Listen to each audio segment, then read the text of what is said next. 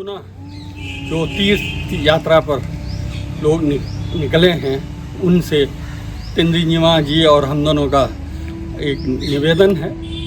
तो संयोग से समझे कल लखनऊ आना पड़ा था, तो उसी के साथ साथ हम आज यहाँ संकिसा में भी पहुँचे हैं। तो जहाँ तक संकिसा का प्रश्न है, तो ये कहा जाता है कि ग्रंथों में तथागत बुद्ध ने अपना जो 7वां वर्षावास किया था, तथागत बुद्ध ने अपने जीवन में कुल 45 वर्षावास किए थे। पहला वर्षावास तो सारनाथ में धर्मचक्र प्रवर्तन के समय हुआ था, और 7वां जो है अपने माताजी महामाया जो त्रैतिंशल लोक में सुमजुसासुम में पैदा हुई थी, तो उनका ऋण से पूर्ण होने के लिए वो 7वां वर्षावास जो है त्रैतिंशल लोक में किया था। ऐसा पाली के ग्रंथों में भी आता है, महायान के भी ग्रंथों में आता है। तो 3 महीने तक तथागत बुद्ध जो है त्रैतिंशी लोक में जा कर के वहाँ अपनी माताजी को उपदेश किया था और वर्षावास किया। उसी समय शरावस्ती के राजा जो प्रसेनजीत थे, तो बहुत लंबे समय से तथागत बुद्ध का दर्शन न होने के कारण वो चिंतित थे। तो उन्होंने खोजबीन किया तथागत बुद्ध कहाँ विहार कर रहे हैं करके, कहीं पता नहीं चला। तो मौदगल्यान जो है रिद्धि बल में सर्वश्रेष्ठ माना जाता है। तो राजा प्रसेनजीत ने मौदगल्यान से पूछा कि आप पता कीजिए कि तथागत बुद्ध जो है कहाँ पर है। तो उन्होंने अपने रिद्धि के बल से देखा कि तथागत बुद्ध त्रैतिंशी लोक में अपनी माताजी को उपदेश कर रहे हैं। तो उनके मार्फत फिर प्रसेनजीत ने रिक्वेस्ट भेजा था कि जल्दी से जल्दी आप आकर के पुनः प्राणियों का कल्याण करें। ऐसा ग्रंथों में आता है। इस प्रकार जो है तथागत बुद्ध त्रैतिंशी लोक से अवतरित होते नीचे आते हैं, उतरते हैं। तो वो स्थान जो है संकिसा के रूप में माना जाता है। जहाँ तक अभिधर्म से संबंधित है, कहा जाता है कि जब तथागत बुद्ध त्रैतिंशिक में थे, तो वहाँ से रिद्धि के बल से माउंट कैलाश आदि भिन्न भिन्न जगहों पर जा कर के शारिपुत्र, मौदगल्यान आदि अरहतों को जो है अभिधर्म कोश की देशना दी थी करके ऐसा जो है पाली साहित्य में आता है।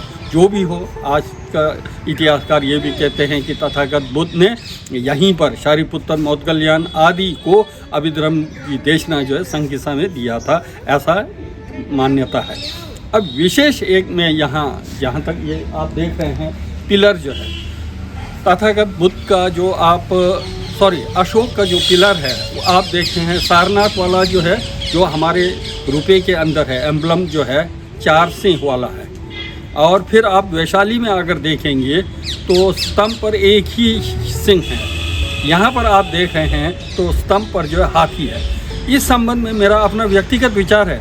इस पर जो है विद्वानों को, इतिहासकारों को चिंतन करने की आवश्यकता है, क्योंकि जो सारनाथ में एम्बलम है 4 सिंह वाला है, उसका अर्थ तो यह है कि धर्मचक्र प्रवर्तन है।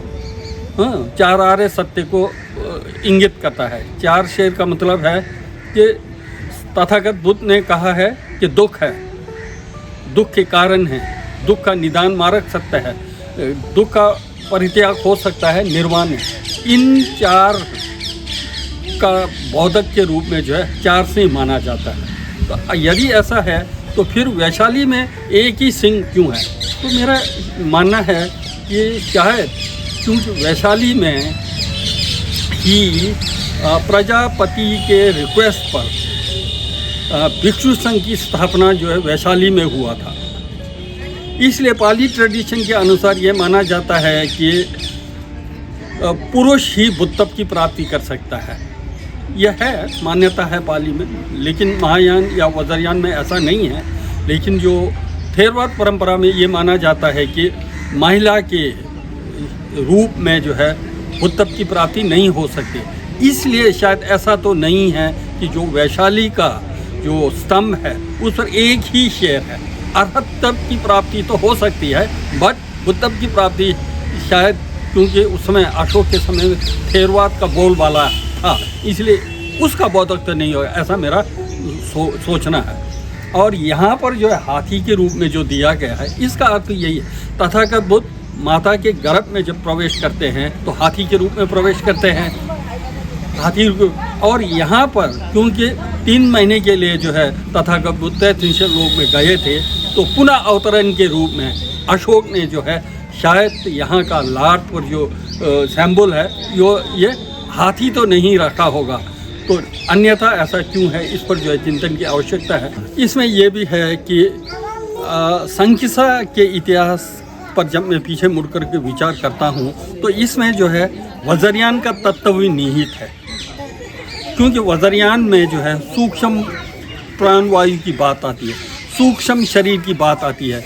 जैसे कि नाड़पात ने कहा है, तथागत बुद्ध जब घृतरकूट पर जो प्रज्ञा पारमिता का उपदेश कर रहे थे, उसी समय उनका सूक्ष्म शरीर जो है चक्र संवर के रूप में प्रकट हो करके और काल चक्र के रूप में प्रकट हो करके ये अब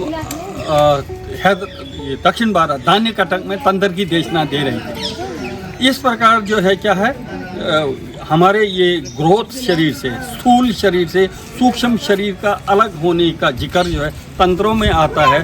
उसका बीच में फिर बाद पाली में भी देखा, क्योंकि जो त्रैत्रिंशिक लोक में गए थे, वो सूक्ष्म शरीर ही जा सकता है। ये हमारा भौतिक फिजिकल जो ग्रोथ शरीर है, ये त्रैत्रिंशिक लोक में नहीं जा सकता है। इसलिए सूक्ष्म शरीर की कल्पना, सूक्ष्म शरीर की अवधारणा जो है थेरवाद परंपरा में है, जिसका जिक्र जो है अटानाटी सूत्र में अगर आप देखेंगे तो वहाँ मिलता है। साथ ही साथ ये भी कहा जाता है कि तथागत बुद्ध के परिनिर्वाण के समय में ये महाकश्यप जो है कौशंबी में थे, तो जब तक महाकश्यप जो है कुशीनगर में नहीं पहुँचे तब तक उनका चिता नहीं जला था करके ऐसा ग्रंथों में आता है।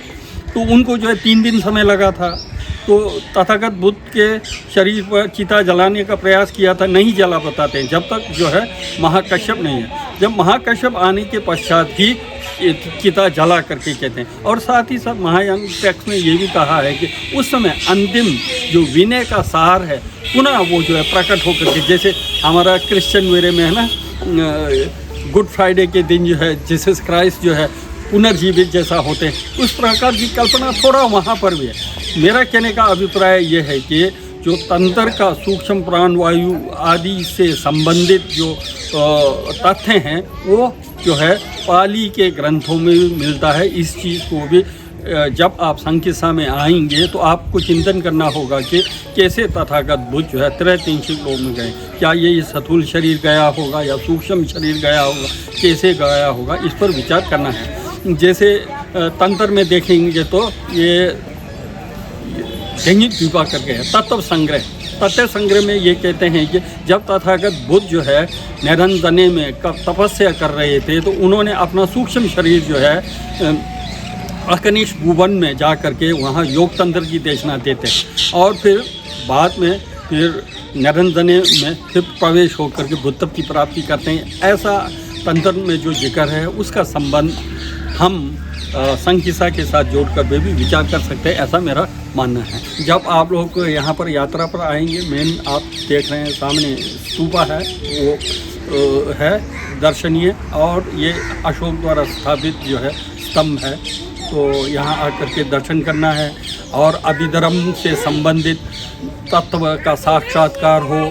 और जैसे तथागत बुद्ध ने अभिधर्म की देशना दी थी, मैं भी बुद्ध तब की प्राप्ति करके प्राणियों का कल्याण के लिए अभिधर्म की देशना कर सकूं करके इसका प्रेयर जो है आप लोग कीजिएगा। धन्यवाद।